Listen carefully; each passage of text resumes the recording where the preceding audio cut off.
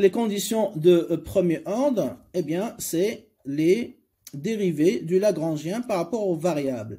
Donc, on a lambda, c'est-à-dire, bon, c'est pas la peine de faire prime. Donc, le lambda x, ça veut dire la dérivée du Lagrangien par rapport à x, et j'annule. Donc, j'égalise avec 0. Je prends le Lagrangien, je dérive par rapport à y, j'annule. Dérivée première du Lagrangien, d'accord, par rapport à lambda, et j'égalise avec 0. Okay. Voilà ce qu'on appelle les conditions de premier ordre, c'est-à-dire les trois dérivées premières de Lagrangien par rapport à x, par rapport à y, par rapport à lambda. N'est-ce pas? Très bien. Alors, on va voir qu'est-ce que ça donne. Donc, Lx est égal à 0. Donc, les gens qui ont fait maths, normalement, c'est juste une révision pour eux. Alors, dérivée de L par rapport à x est égal à 0. Qu'est-ce que ça va donner? Je vais dériver U, bien sûr, par rapport à x. Je vais toute cette expression-là. Ensuite, qu'est-ce que j'ai? Bah, je vais dériver cette expression par rapport à x. Donc, ça, c'est 0. C'est une constante. YPY, c'est 0. Qu'est-ce qui reste? Moins xpx. Xpx, bien sûr, c'est une constante. Qu'est-ce qui reste? Moins x' par rapport à x, c'est moins 1. Donc, il reste moins px fois lambda, qui est égal à 0. OK? Très bien. Donc ça, on peut les réécrire comme ça. E' de x moins lambda px est égal à 0. D'accord? Très bien. Alors, je prends la deuxième dérivée, L par rapport à y, Lagrangien par rapport à y. Donc c'est toujours le principe de dérivée partielle, on a déjà expliqué et réexpliqué, donc je peux aller plus vite. Donc je dérive la fonction d'utilité par rapport à y, bien sûr. Et ensuite, je dérive cette expression, d'accord, par rapport à y. Donc, ça veut dire que xpx, c'est une constante, 0. R, c'est une constante, 0. Donc, qu'est-ce qui reste? Moins y. Donc, ça fait moins py lambda. Donc, moins lambda py qui est égal à 0. Donc, je réécris dérivée de u par rapport à y. Ça fait e'y. C'est juste pour l'élégance de l'écriture. Moins lambda py est égal à 0. OK. Je continue, la troisième dérivée, L par rapport à lambda, est égale à 0. Donc là, je sais que U ne contient pas lambda, donc ça c'est 0. Qu'est-ce qui reste? Bah, toute cette expression-là qui multiplie lambda. Donc là, la dérivée par rapport à lambda, ça va nous donner ça. Donc ça fait R moins xpx, ok, moins y py qui est égal à 0. Ce qui implique que R, en fait, est égal à x, px plus y, py. Et là, je retrouve ma contrainte budgétaire. Okay? Très bien. D'accord? Alors, voilà les trois conditions de premier ordre. En fait, en réalité, on obtient trois équations. 1, 2, 3. D'accord? 1, 2, 3. Très bien. Qu'est-ce que je vais faire avec ça? Eh bien, donc, je vais réécrire ces trois équations. On aurait pu le faire automatiquement, mais bon, comme c'est la première fois pour certains, donc j'ai décidé d'aller étape par étape. Donc, j'ai U' de x moins lambda px est égal à 0. Eh bien, je vais faire passer lambda px de l'autre côté. D'accord? Donc, ça fait quoi? E' de x est égal à lambda px. Et ce sera, je vais la noter, équation 1. D'accord? Très bien. Ensuite, U' y moins lambda py est égal à 0 devient U' y. Je fais passer lambda py de l'autre côté. Donc, moins, ça devient avec le signe positif plus py. Donc, ça devient ma deuxième équation. OK? Très bien. Et puis, la troisième équation, donc, on a déjà fait la transformation. Donc, on a R moins xpx moins ypy. Donc là, lorsque vous écrivez ça, donc vous pourrez continuer déjà. Donc, on écrivait ça. Automatiquement, vous pourrez écrire U' de x, etc. Et comme ça, ce sera réglé. Bien, donc, ça est égal à 0, bien sûr. Ça implique que R est égal à xpx plus ypy. Et ce sera notre troisième condition de premier ordre, donc notre troisième équation. Alors, ici, qu'est-ce qu'on va faire en réalité? Bon, certains ils vont te dire, voilà, j'ai lambda ici, lambda, donc je peux mettre lambda est égal à quoi? E' de x sur px, ok? Et lambda aussi ici est égal à E' de y sur py, Ok, et donc comme j'ai lambda dans les deux côtés, bah, ça va me donner U' de x sur Px qui est égal à U' de y sur Py. Donc on peut faire ce raisonnement. Mais voilà, donc il y a une autre façon plus rapide. En fait, on divise la première équation par la deuxième équation. Je fais le rapport entre cette première équation par rapport à la deuxième. Et donc, je peux simplifier par lambda. Ok. Donc, on met à l'optimum, en fait, à l'optimum, d'accord, du consommateur, c'est-à-dire à l'équilibre. Hein, donc, chaque fois que je parle de l'équilibre ou l'optimum, c'est la même chose. Donc, à l'équilibre du consommateur, on fait le rapport entre la première et la deuxième. Donc, on fait 1 sur 2.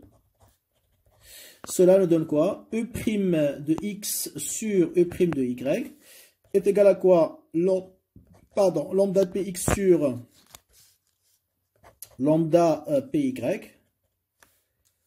Je simplifie par lambda, donc ce qui me donne U' de x sur U' de y qui est égal à px sur py. Voilà une égalité qui représente ce qu'on appelle la condition d'optimalité ou la condition d'équilibre du consommateur. Quand est-ce que je sais que le consommateur est à l'équilibre ou il est à l'optimum?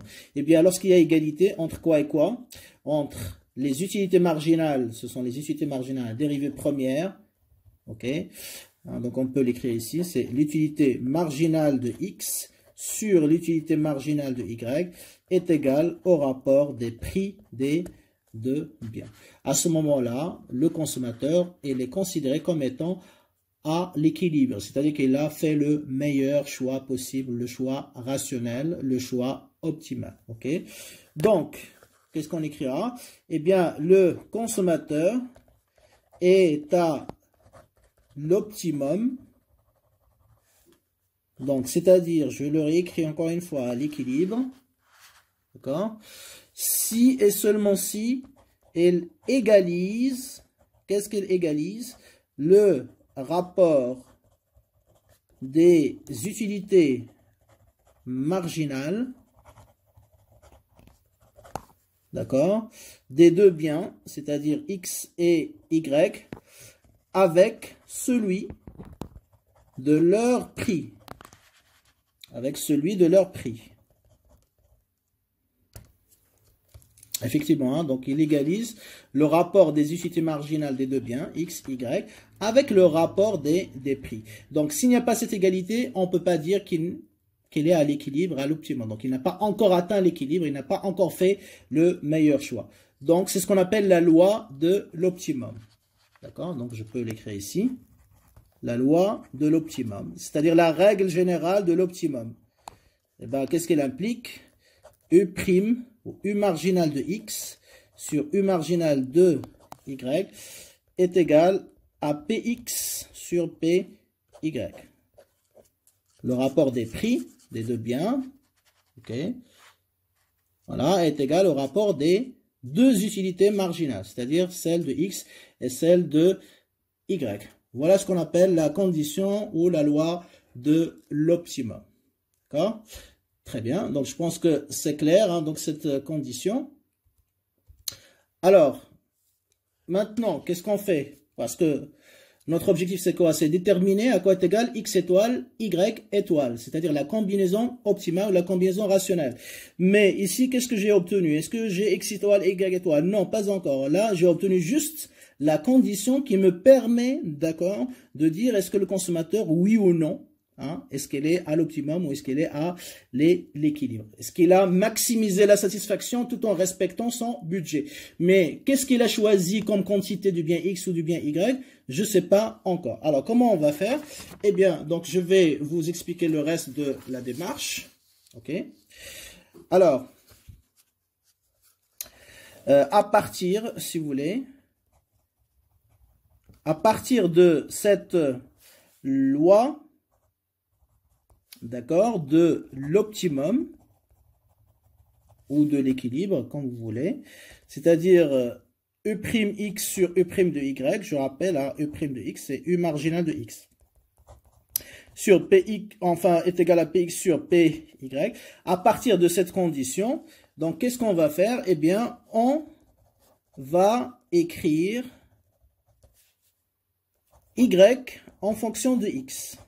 On va établir une relation entre Y et X. Bien sûr, cette relation, elle est à l'optimum, hein, parce que on va l'extraire, on va la déduire à partir de cette condition de l'optimum, de l'équilibre. Donc, je suis dans une situation d'optimum ou d'équilibre. Donc, je vais établir une relation entre Y et X. Je vais écrire Y en fonction de X. Vous allez voir que c'est clair lorsqu'on va travailler sur l'application.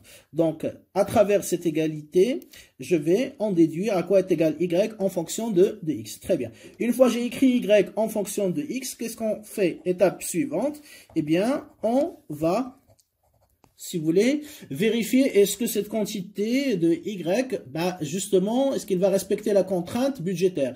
Est-ce que la contrainte budgétaire, elle est respectée ou pas? D'accord? Donc, pour cela, qu'est-ce qu'on fait? Eh bien, on va remplacer Y par son expression, ce qu'on a obtenu ici, bien sûr, par son expression dans la contrainte budgétaire, c'est-à-dire dans l'équation 3. Ok? Je prends, qu'est-ce que j'ai obtenu donc, pour l'expression, la formule de Y? Par exemple, Y est égal à 3X. Eh bien, je vais prendre Y, je vais la remplacer dans la contrainte budgétaire, c'est-à-dire Y, je vais la remplacer par 3X. Et de cette façon, bien évidemment, donc, il reste uniquement la variable X, parce que Y, on l'a remplacé. Il reste uniquement X. Et là, bien évidemment, donc, ça va nous permettre de déterminer à quoi est égale la valeur ou l'expression de X étoile.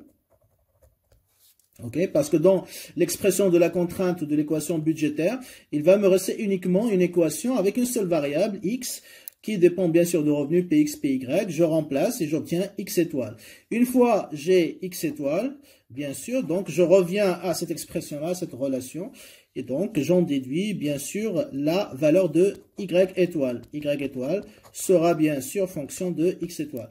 Donc imaginons que j'ai trouvé Y est égal à 3X, donc ça veut dire quoi? Ça veut dire que Y étoile sera égal à 3X étoile.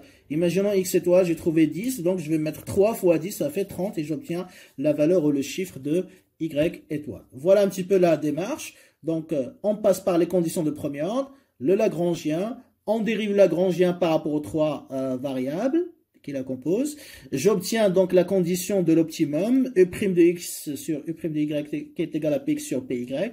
J'écris, donc je vais réaménager un petit peu cette équation de manière à écrire Y en fonction de X. Une fois que j'obtiens Y en fonction de X, la relation entre les deux, je viens à l'équation 3 qui m'intéresse. Je remplace Y par ce que j'ai obtenu en fonction de X. Il me reste uniquement la seule variable X, j'obtiens X étoile, et après je reviens et je remplace. Voilà un petit peu la démarche analytique donc pour trouver X étoile, Y étoile. D'accord? Très bien. Alors, bien sûr, avant de penser à la résolution graphique, donc on va peut-être faire une application, ce sera plus intéressant. Donc, application 1. Ok? Très bien. Alors, je vais prendre le cas suivant, donc soit la fonction d'utilité suivante, donc on ne va pas traîner, on prend x03, y07 pour bien fixer les idées. Donc voilà la fonction d'utilité qui représente les préférences du consommateur. Ok, donc XY désigne les quantités consommées des deux biens XY respectivement. Le revenu du consommateur est égal à 50 dirhams. Imaginons, c'est un montant arbitraire. Le prix ou les prix des biens X, on a PX qui est égal à 2 dirhams. Et puis PY qui est égal à 5 dirhams. Voilà les données. Donc première question, écrire le programme du choix du consommateur, le programme ou le problème, c'est la même chose. Le programme du choix du consommateur. Deuxième question, trouver le panier optimal du consommateur, pour le consommateur. Trouver le panier optimal. OK? Très bien. Donc, réponse. Très bien. Donc, ici, la première étape, même si on ne la demande pas, donc toujours, il faut commencer par écrire le programme du choix du consommateur. Si par exemple, je posais juste la question, trouver le panier optimal, donc vous devez passer par cette étape. OK? Alors, on écrit le programme, le problème du choix du consommateur rationnel, hein, il ne faut pas oublier, s'écrit. OK? Donc, je mets donc la formule générale, bien sûr. Donc, c'est toujours maximiser.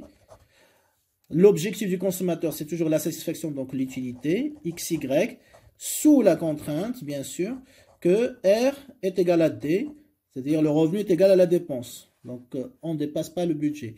Donc, XPX plus YPY. OK? Je répète, donc toujours maximiser. On met d'abord la fonction d'utilité. Maximiser, c'est notre objectif. Voilà.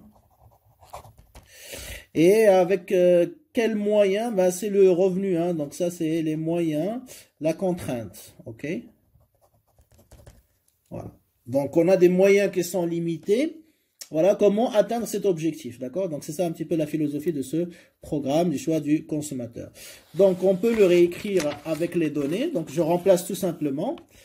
Alors, max, OK, de U, c'est-à-dire max U, maximiser U, est égal, XY bien sûr, qui est égal, je remplace juste la fonction d'utilité par son expression, Y07, sous la contrainte, ben R, on a dit, hein, donc c'est 50.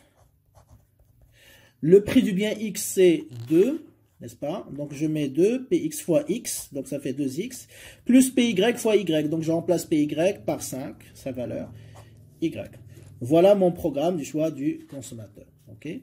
Donc maximiser la fonction X03, Y07, sous la contrainte, SC, sous la contrainte, 50, donc le revenu, l'ensemble des dépenses, c'est-à-dire la quantité que je vais trouver de X et de Y, il ne doit pas, donc sa valeur, son prix d'achat, ne doit pas, ou son niveau de dépense ne doit pas dépasser 50, doit être égal exactement à 50.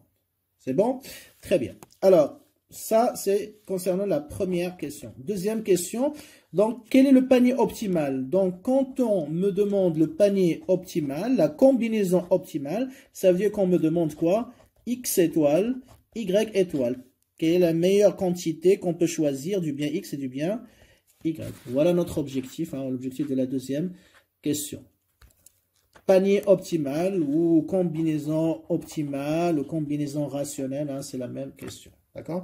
Donc, on doit chercher X étoile, Y étoile. Alors, X étoile, Y étoile, c'est quoi? C'est la solution à ce programme du choix du consommateur. Pour trouver X étoile, Y étoile, je dois résoudre ce problème. Donc, j'utilise le Lagrangien. OK? Donc, le Lagrangien s'écrit comme suit. Très bien. Alors, le Lagrangien, donc, il dépend de quelle variable? X, Y, lambda, comme on a déjà expliqué. OK. Alors, le Lagrangien, d'abord, la fonction objectif. La fonction objectif, c'est quoi? C'est toujours la fonction d'utilité. Je commence par la fonction d'utilité. Donc, c'est X03, Y07, plus lambda, d'accord? Facteur de quoi? La valeur de la contrainte. On a une contrainte budgétaire, contrainte de revenu. À quoi est égale la valeur du budget? La valeur du revenu est égale à 50. Donc, je mets 50. Moins, quoi? L'expression de la contrainte budgétaire. À quoi est égale la contrainte budgétaire? Ben, est égale à la dépense, c'est-à-dire 2x plus 5y. Donc, ça fait moins 2x, moins 5y. Et je ferme le crochet. Voilà. OK? Donc, le Lagrangien, c'est la fonction d'utilité, x0307, plus lambda, facteur de revenu, la valeur du revenu, moins l'expression de la dépense, en fait. Donc, ça, c'est R, vous voyez, et ça, c'est D. Donc, ça fait R moins D, tout simplement. OK? Toujours. Pour ne pas vous tromper le jour de l'examen. Alors, après, on va étudier les conditions de premier ordre. CPO, conditions de premier ordre, c'est-à-dire les trois dérivés, c'est-à-dire L par rapport à X, est égal à 0, Ly est égal à 0, et L lambda est égal à 0. Je rappelle, Lx, ça veut dire la dérivée de L par rapport à x. Et Ly, pareil, la dérivée de L par rapport à y. Donc, je dérive L par rapport à x, et j'annule cette dérivée première. Donc, on va appliquer ce qu'on a expliqué à l'instant. Ok. Donc, dérivée de x par rapport à, enfin, le Lagrangien par rapport à x. Donc, je dérive cette expression. Donc, y, c'est une constante, toujours dérivée partielle. Donc, je dérive juste x03, ça fait 0,3. X', c'est 1, fois x à la puissance 0,3 moins 1, ça fait moins 0,7. Donc, je marque 0,3, x à la puissance moins 0,7. Et je multiplie, parce que j'ai multiplication, par la constante. La constante ici, c'est y. Donc, ça ne change pas. Très bien. Qu'est-ce qui me reste? Donc, je dérive toute cette expression par rapport à x. Donc, ça, c'est 0. Ça, c'est 0. Qu'est-ce qui reste? Moins 2, parce que x', c'est 1. Moins 2 lambda. N'est-ce pas? Moins 2 lambda qui est égal à 0. Ce qui implique, bien sûr, comme j'ai dit tout à l'heure, on va faire passer lambda de l'autre côté. Donc, qu'est-ce que ça donne? 0,3 x à la puissance moins 0,7. Moi, j'ai plus d'espace, c'est pour ça que je reviens un petit peu à la ligne, mais sinon, vous pourrez continuer sur la même ligne, c'est mieux. Donc, y à la puissance 0,7 qui est égal à 2 lambda. Et là, vous obtenez votre première équation. Je vais l'encadrer ici. Okay. Je répète, hein, donc on dérive par rapport à x, ça fait 0,3, x à la puissance moins 0,7 fois y 0,7, et il nous reste moins 2 lambda, je le mets de l'autre côté, ça fait 2 lambda. Et je continue. Par rapport à y cette fois-ci. Par rapport à y. Donc si je dérive cette expression par rapport à y, qu'est-ce que j'obtiens? Ben là, ça fait x03, c'est la constante, donc je vais dériver par rapport à y, 0,7. Ça fait 0,7.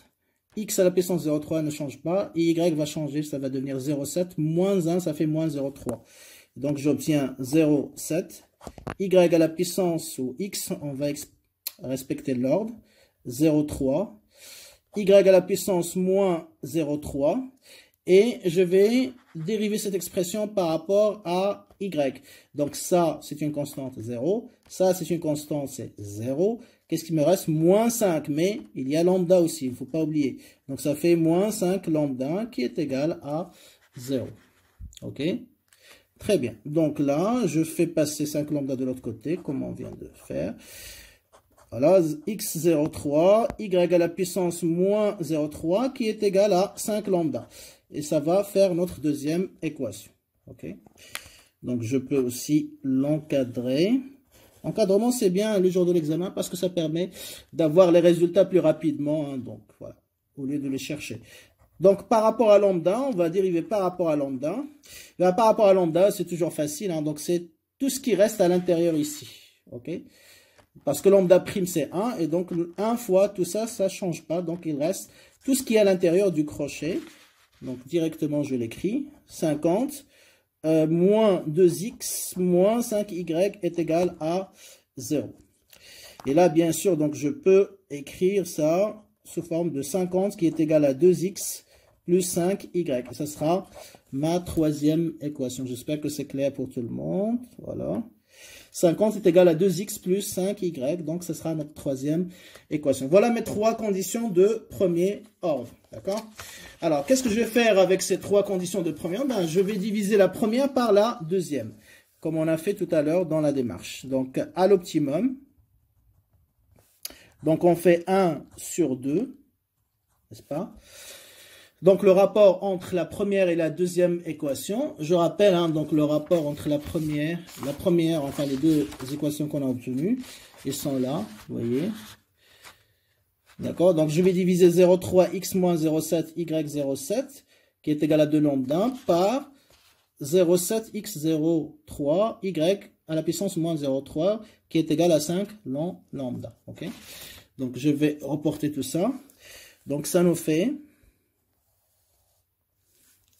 alors 0,3 x à la puissance moins 0,7 y à la puissance 0,7 sur 7x à la puissance 0,3, y à la puissance moins 0,3 qui est égal à 2 lambda sur 5 lambda. Donc en fait, je divise le terme ou les deux termes de gauche avec et je l'égalise avec le rapport entre les deux termes de droite. Donc ici, quel est notre objectif? Donc là, en fait, ça c'est E' de x sur E' de y qui est égal à px sur py, n'est-ce pas? Parce qu'on va éliminer lambda, il reste 2 sur 5. Donc là, on retrouve la condition de l'optimum. C'est-à-dire le rapport, ça c'est l'utilité marginale de x, ça c'est l'utilité marginale de y, et ça c'est le prix du bien x et le prix du bien y. Donc le rapport des prix est égal au rapport des deux utilités marginales. Ça aussi, hein, donc on peut l'interpréter, hein, donc parce que l'utilité E' de x sur E' de y, c'est quoi? C'est le TMS, n'est-ce pas? Bah, le TMS à l'optimum est égal au rapport des prix aussi. Hein, donc on peut l'interpréter comme ça. Donc le consommateur est à l'équilibre, à l'optimum, s'il égalise le TMS, le taux marginal de substitution, avec le rapport des prix. D'accord? Alors, une fois j'ai écrit ma condition d'équilibre, comme j'ai dit tout à l'heure, ça ne vous donne pas automatiquement, vous voyez, hein, ça ne donne pas automatiquement x étoile, y étoile. Il y a encore du travail. Alors, qu'est-ce qu'on va faire? Bah, on va écrire à partir de cette expression, on va écrire y en fonction de x. Donc, on va essayer de simplifier cette expression de manière à obtenir une écriture, une équation, où il y a y qui s'écrit en fonction de x. Alors, qu'est-ce que je peux faire? Ben, là, 0,3, je peux, parce que 0,3 est égal à quoi? C'est 3 sur 10. 0,7, c'est 7 sur 10, n'est-ce pas? Très bien. Donc, je vais réécrire cette expression. Donc, on a quoi? 3, si vous voulez, hein, donc 3 sur 10, fois x à la puissance moins 0,7, y à la puissance, excusez-moi, je vais juste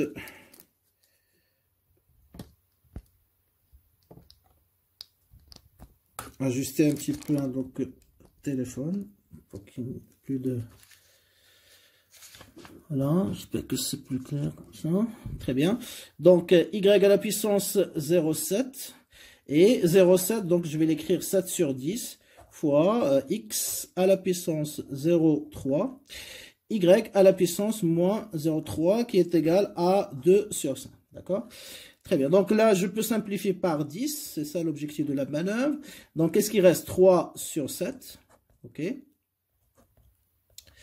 Et après, donc, je vais simplifier ici, x moins 0,7. Donc, j'ai x moins 0,7 sur x à la puissance 0,3. Donc, si je fais monter x 0,3 ici, en haut, ça va devenir avec un signe de puissance qui est opposé. Ici, j'ai plus, ça va devenir moins. Donc, ça devient x à la puissance moins 0,3. On l'a déjà fait. Fois y à la puissance 0,7. 1 sur y à la puissance moins 0,3, ça devient y à la puissance 0,3. Donc, le moins devient plus. Voilà. Qui est égal, bien sûr, à 2 sur 5. OK? Très bien. Donc là, ça donne quoi au final? Alors, 3 sur 7. 3 sur 7. Fois x à la puissance moins 0,7 moins 0,3. Donc, ça fait quoi? Bah, ça fait moins 1. Et y à la puissance 0,7 fois 0,3, donc ça fait y à la puissance 1, qui est égal à 2 sur 5. Après, je vais faire passer 3 sur 7 de l'autre côté, donc ça va passer avec la valeur inverse. Okay. Donc j'obtiens x à la puissance moins 1 fois y, qui est égal à 2 sur 5 fois 7 sur 3, donc l'inverse, n'est-ce pas? Donc, x moins 1, c'est 1 sur x fois y. Donc, ça devient y en fait. Y sur x. OK. Qui est égal à 2 sur 5 fois 7 sur 3. Donc, ça fait 14 sur 15. N'est-ce pas? Et donc là, vous voyez que petit à petit, je vois comment je peux écrire y en fonction de x. Donc, y est égal à combien? Ben, est égal à 14 sur 15 fois x. Voilà la relation que je cherche. Et donc ça, je vais l'appeler l'équation 4. OK? Donc les chiffres, c'est important parce que ça facilite après l'écriture. D'accord? Donc c'est là l'équation 4. Alors, qu'est-ce qu'on va faire? On remplace y dans l'expression, d'accord? Dans l'expression de la contrainte budgétaire. Ça veut dire quoi? Ça veut dire que je vais remplacer 4 dans 3. 4 dans 3. Alors, qu'est-ce que ça donne? Donc, on a dans l'équation 3, qu'est-ce qu'on a? On a 50 qui est égal à quoi? 2x plus 5y. Qu'est-ce qu'il devient? Eh bien, 50 est égal à 2x plus 5. Et je remplace y qui est là. Voilà, y qui est égal à 14 sur 15 fois x. Donc, je vais la remplacer ici. Voilà, 15x. Et voilà le travail. Donc, je remplace y qui est égal à 14 sur 15. Voilà, dans cette expression, donc ça donne 50 qui est égal à 2x plus 5 fois 14 sur 15x. Ok? Très bien. Et là, vous voyez qu'il n'y a plus de y, il n'y a que la variable x. Et c'est ça ce qu'on cherche. Donc, ça fait 50 qui est égal à 2x. Là, je vais simplifier par 5. Qu'est-ce qui reste? 14 sur 3, hein, donc bien évidemment, donc x. Ok? Alors, 14 sur 3x. Donc là, j'essaie de trouver la valeur de x qui va me donner x étoile, bien sûr. Donc ça fait 6x plus 14x sur 3. Ça fait 20 sur 3x. Alors à quoi est égal x, bien sûr? Est égal à 50 fois l'inverse de ça, c'est-à-dire 3 sur 20. Donc ça nous fait 150 sur 20. Et donc là, j'obtiens bien sûr la valeur de x étoile, la quantité optimale. 150 divisé par 20, donc ça fait 7,5. Ok. Donc là, ce sera ma cinquième équation. Je vais l'appeler l'équation 5. Très bien. Donc une fois que j'ai la valeur de x étoile, je peux en déduire la valeur de y étoile en remplaçant x par x étoile. Donc là, je vais remplacer, d'accord, 5 dans 4. Ok, on remplace 5 dans 4. Alors, qu'est-ce que ça donne? Donc là, on aura, voilà, on aura y étoile qui est égal à 14 sur 15 fois x étoile, qui est égal à 14 sur 15 fois 7,5. Je peux simplifier par 7,5 parce que 15 est égal à 2 fois 7,5. Donc, y étoile sera égal à 14 sur 2 est égal à 7. Donc, y étoile sera égal aussi à 7. Et donc, la combinaison ou le panier optimal final, donc x étoile, y étoile sera égal, bien sûr, à 7,5 et 7. Le couple 7,7, 5. Okay.